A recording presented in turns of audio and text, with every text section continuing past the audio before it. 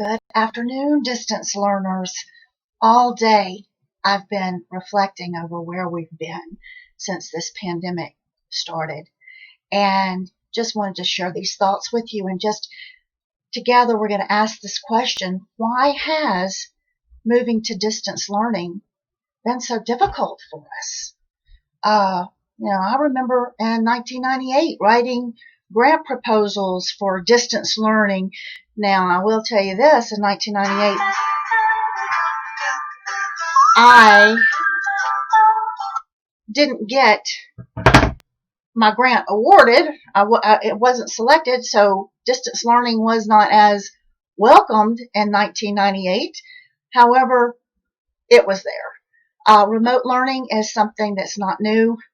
We've been remote learning, at our universities for quite some time now, and we have relatives in our family that are going to high school online. So going to school online is nothing new. So why has it been so hard during this pandemic? What happened? Why is it so difficult? Last assignment, I asked you to send all your stuff to the printer and perhaps get exercise if your printer was far, far away. And when we got our printing back, I printed like 80-something pages, and my kiddo printed over 100 and something pages, and his printing came back, and he's been working through that. But just as an example, I just want to show you how I'm going to be working from some of the things that I printed. Sometimes in the,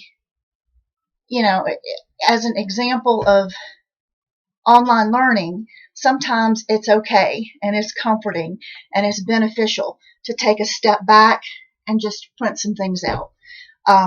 It can help you over reflecting periods like this. It can help you get organized in other ways.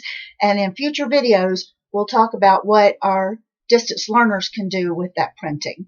But I'm just going to share with you my printing in a reflective way. Around May of 2020, I was asked to put together a presentation for a conference that was held remotely in India. And this is some material from that, just going over some of the milestones and how we got here. At that time in May, UNESCO was reporting that there were students who were out of school in 185 countries at that time. In December of 2019 is where we'll start. On December 31st, China warns the World Health Organization of patients with mysterious pneumonia-like symptoms. And then on January 7th of 2020, the coronavirus is identified, and the strain is called novel coronavirus. February 11th, 2020, the World Health Organization announces the name of the disease Covid-19. March 11th, the World Health Organization declares the outbreak of a pandemic. And then our schools started closing. One of the first responses I know with the district that we're in was getting school lunches to families who depended on their food for their students coming from the school lunch programs and the school lunch cafeteria. So much effort was in reference to school lunch, making sure that the kids had their meals, and then as parents trying to bring as much normality as we could, we're trying to get those meals to our students so they, have that familiarity of what school lunch was like, what they ate, the same old. And sure enough, the same little school packages right there at the family dining room table. For a while, that did bring some comfort and some something to grab hold to of normality. This is something that I have wrote for University of Southern California, in the early fall of 2020. How can we return to learning during humanitarian crises so that we move towards educational targets? Due to disruptions caused by the COVID-19 pandemic, no society on earth remains unaffected. Now more than ever, it's important for people to make the most of their lives, and education is a means to do that. Education is a human right recorded in international law since 1948. Governments have legal obligations to provide education for all its citizens and can be held accountable for not doing so. Our role as educators during humanitarian emergencies involves restoring a sense of community, teaching well-being for survival, and breaking the cycle of despair. To understand the problem, we still need more real-time data because the situation is still unfolding. Teachers are concerned about retention. It could take years for students to regain what they've lost during school closures. Unlike refugees who move across international borders, COVID-19 is creating hordes of internationally displaced people who are fleeing their daily lives for safety. But they're still under the protection of their governments, even if their governments caused the problem. One such advocacy group that brings this to the attention and works hard is an organization called Their World. Potential solutions include help in education convergence, increased technology use in education, revisiting MOOCs, which is your large online classes with a lot of people from all over the world, and increased educational funding, of course.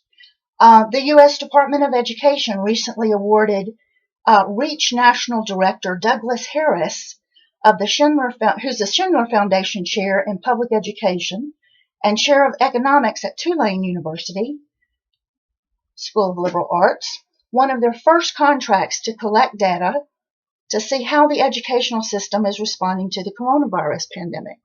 So if you're a school administrator out there, I'm sure you're aware that, of course, Dr. Harris is definitely busy, and one of the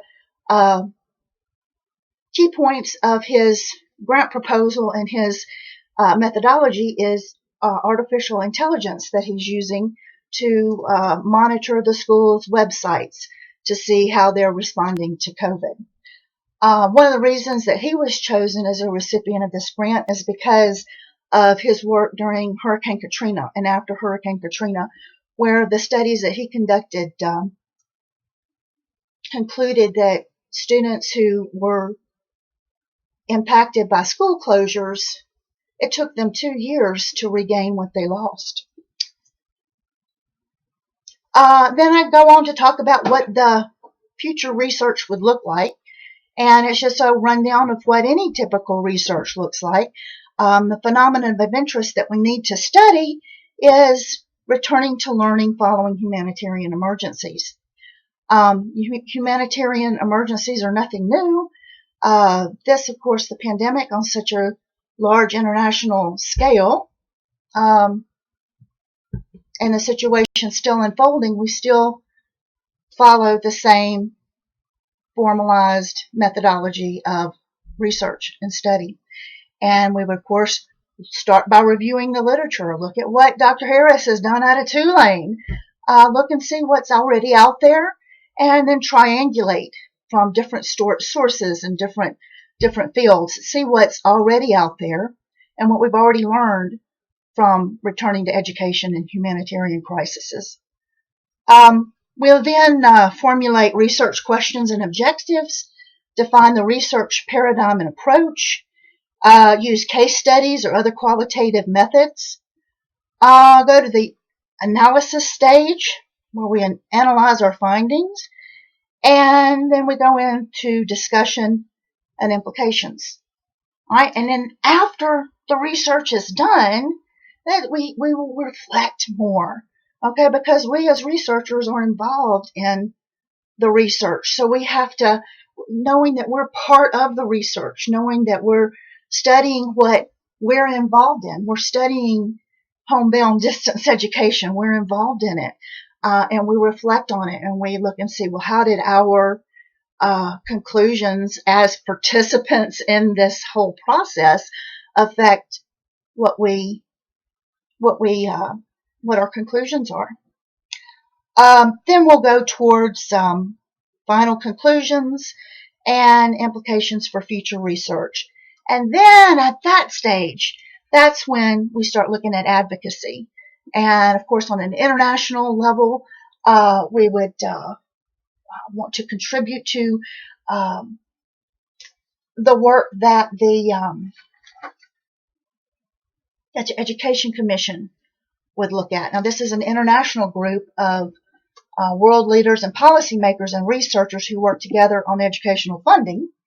Their objective is to bring together the best evidence from around the globe about what works to expand and improve learning opportunities, to agree on an investment case and agenda for action, and to inspire and persuade leaders at all levels and in all sectors to action. And again, an organization called Their World is actively out there doing that. Excellent organization to tap into.